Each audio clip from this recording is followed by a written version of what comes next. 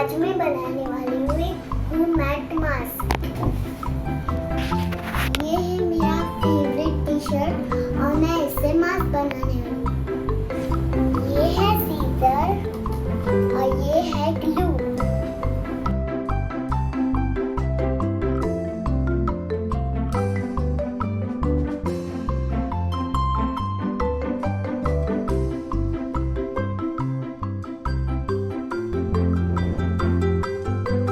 मेरी मॉम ये मेरी हेल्प करेगी।